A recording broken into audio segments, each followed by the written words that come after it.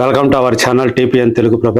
నేను మీ జర్నలిస్ట్ యజ్ఞమూర్తి. మళ్ళీ చాలా రోజుల తర్వాత మనం 8వ వేతన కమిషన్ సంబంధించినటువంటి ఒక విశేషాన్ని పంచుకోబోతూ ఉన్నాను నేను మీ ముందు. సో ఏమైంది ఈ మధ్య కాలంలో అంటే ఈ వేతన కమిషన్ ఈ మెమోరాండములు సమర్పించేటువంటి గడువు మే 31వ తేదీతో ముగిసిపోయింది కదా. మరి నెక్స్ట్ ఏంటి అని చాలా మంది ఎదురు చూస్తూ ఉంటారు. అయితే లేటెస్ట్ డెవలప్మెంట్ ఏంటంటే ఈ మెమోరాండముల సమర్పణకు ఎవరైతే కేంద్ర ప్రభుత్వ ఉద్యోగులు ఉన్నారో, ఉద్యోగ సంఘాలు ఉన్నాయో, అలాగే ఆ సంఘాల ప్రతినిధులు కానీ ఎవరైనా సరే తాము చెప్పదలుచుకున్నటువంటి విషయాన్ని, తమ డిమాండ్లని, తమ ఆశల్ని, తమ అసంతృప్తుల్ని వీటన్నిటినీ కూడా మెమోరాండముల రూపంలో సమర్పించేటువంటి గడువు మళ్ళీ 15 రోజుల పాటు పొడిగించారు.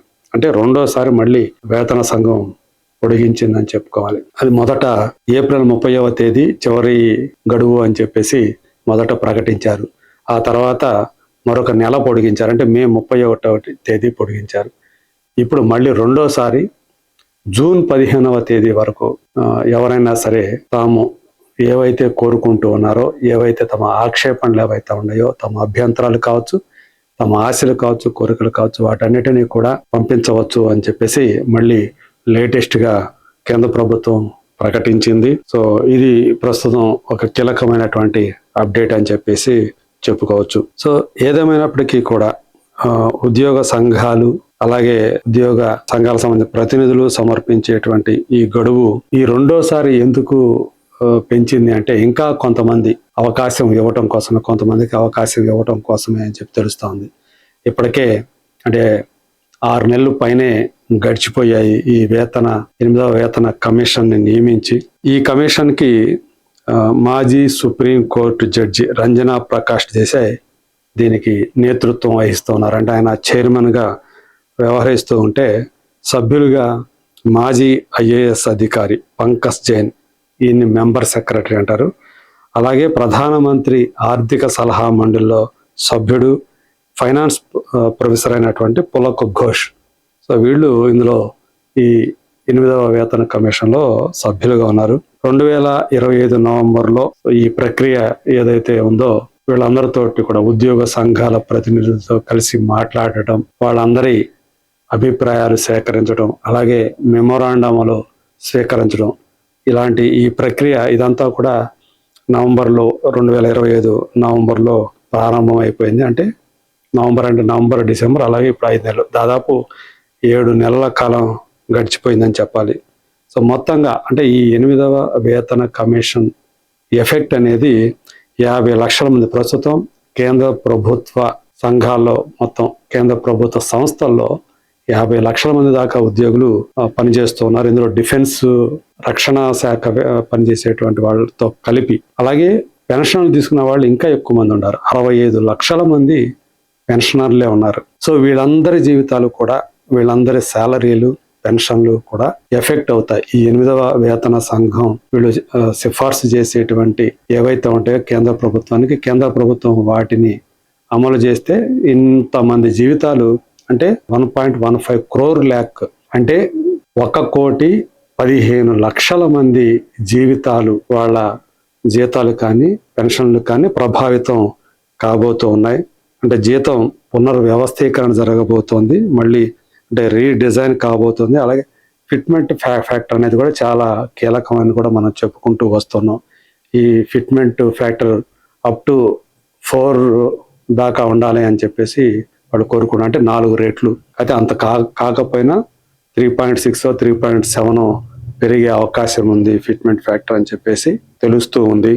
అలాగే అలవెన్స్లు కానివ్వండి, ఇంకా పెన్షన్లో మార్పులు కానివ్వండి. సో వీటికి సంబంధించినటువంటి సూచనలు, సలహాలని ఇప్పుడు ఈ 8వ వేతన కమిషన్ స్వీకరిస్తూ ఉంది. కమిషన్ అధికారిక ప్రకటనలో ప్రత్యేకంగా తెలిపినట్లు ఈ మెమోరాండం సమర్పణ అనేది ఆన్లైన్లోనే జరగాలి.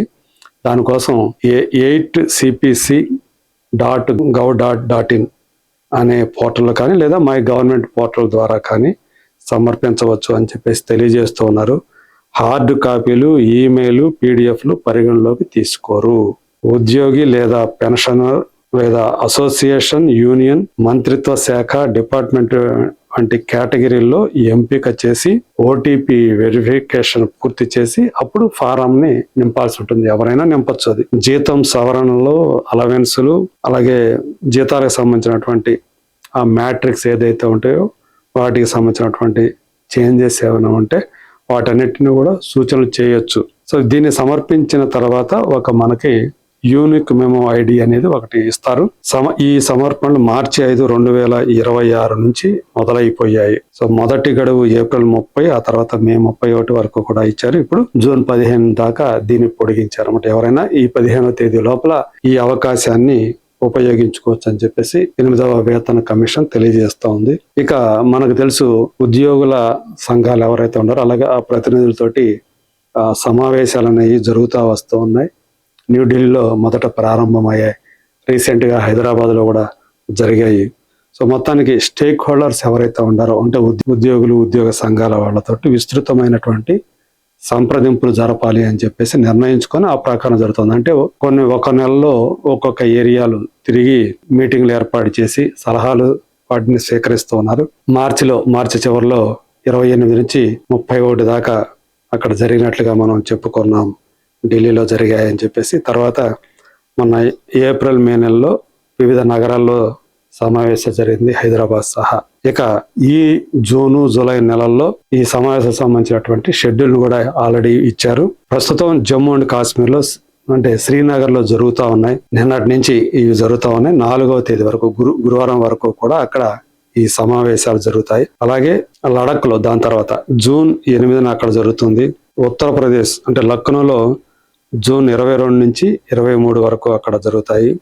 ఇక భువనేశ్వర్ అంటే ఒడిశాలో జూలై 6, 7 తేదీలో అక్కడ సమావేశాలు నిర్వహించబోతున్నారు. ఆ తర్వాత వెస్ట్ బెంగాల్ రాజధాని అయినటువంటి కోల్కతాలో జూలై 9, 10 సో ఇవి అక్కడ జరగబోతూ ఉన్నాయి సమావేశాలు. అలాగే మిగతా రాష్ట్రాలు, కేంద్రపాలిత ప్రాంతాల్లో కూడా ఈ సమావేశాన్ని షెడ్యూల్ చేస్తాము అని చెప్పేసి కమిషన్ తెలియజేసింది. ఇండస్ట్రియల్, నాన్ ఇండస్ట్రియల్ ఉద్యోగులు, all India services, defence forces, అలాగే యూనియన్ టెరిటరీలు, audit and accounts department, regulatory బాడీలు అంటే ఆర్బీఐ కాకుండా సుప్రీం కోర్టు, హైకోర్టులు, సబార్డినేట్ కోర్టుల ఉద్యోగులు, పెన్షనర్లు, సర్వీస్ అసోసియేషన్లు, మంత్రిత్వ శాఖలు అన్నీ కూడా ఈ సూచనలు ఇవ్వటానికి అంటే ఈ మెమోరాండంల సమర్పణకు అర్హులే అని చెప్పేసి వాటిలో పనిచేసే వాళ్ళందరూ కూడా, ఉద్యోగులందరూ కూడా అర్హులే అని చెప్పేసి కమిషన్ తెలియజేసింది. ఇక ఈ 8వ వేతన కమిషన్ సిఫార్సులు దేశవ్యాప్తంగా కేంద్ర ప్రభుత్వ ఉద్యోగుల జీవన ప్రమాణాలు మార్చేస్తాయి అని చెప్పేసి ఎంతో ఆశతో ఉద్యోగులందరూ కూడా ఉన్నారు. ఫిట్మెంట్ ఫ్యాక్టర్ పెంపు, డిఏ, ఇతర అలవెన్సులు, పెన్షన్ రీస్ట్రక్చరింగ్ వంటి అంశాలు ప్రధానంగా ఇక్కడ చర్చకు వస్తున్నాయని చెప్పేసి తెలుస్తూ ఉంది. ఉద్యోగ సంఘాలు ఇప్పటికే తమ డిమాండ్ను సిద్ధం చేస్తూ ఉన్నాయి. ఇప్పుడు గడువు పొడిగింపుతోటి మరిన్ని సూచనలు వచ్చే అవకాశం ఉందని చెప్పేసి భావిస్తున్నారు. మరి ఈ ప్రక్రియ పూర్తి అయిన తర్వాత కమిషన్ తన నివేదికని ప్రభుత్వానికి సమర్పిస్తుంది. ఈ సమావేశాలు, ఈ మెమోరాండంల స్వీకరణ, వాటిలో వచ్చేటువంటి ఆ మెమోరాండంలు ఏవైతే ఉన్నాయో వాటన్నిటిని కూడా తర్వాత పరిశీలిస్తారు. వాటి తర్వాత వీళ్ళందరినీ ఏదైతే ఇచ్చారో దాన్ని బేస్ చేసుకొని ఒక నివేదికని, ఒక రిపోర్ట్ని ప్రభుత్వానికి 8వ వేతన కమిషన్ సమర్పిస్తుంది. సో అది ఏమి సమర్పిస్తుంది అనే దాని మీదే ఉద్యోగులు, పెన్షనర్ల భవిష్యత్ అనేది ఆధారపడి ఉంది అని చెప్పేసి చెప్తూ ఉన్నారు. మరి చూద్దాం ఈ రాబోయే రోజుల్లో ఇప్పుడు ఏదైతే ఈ రెండోసారి మళ్ళీ పొడిగించారో దీన్ని మళ్ళీ కేంద్ర ప్రభుత్వ ఉద్యోగులు సద్వినియోగం చేసుకొని తమ సూచనలు అంటే ఈ మధ్య కాలంలో ఏవైతే సమావేశాలు జరుగుతున్నాయో ఆ సమావేశాల్లో వచ్చేటువంటి విషయాలు, ఆ సందర్భంగా వస్తున్నటువంటి కొత్త సందేహాలు వీటన్నిటిని కూడా దృష్టిలో పెట్టుకొని ఈ మెమోరాండంను సమర్పించాలని వీళ్ళందరూ కూడా భావిస్తున్నట్టు తెలుస్తుంది. మరి చూద్దాం 8వ వేతన కమిషన్ కు సంబంధించి రాబోయే రోజుల్లో మరిన్ని అప్డేట్స్ ఏమైనా వస్తాయా, డెవలప్మెంట్స్ ఏమైనా జరుగుతాయా? సో వస్తే మళ్ళీ మనం మరోసారి మాట్లాడుకుందాం. అంతవరకు let us wait and see.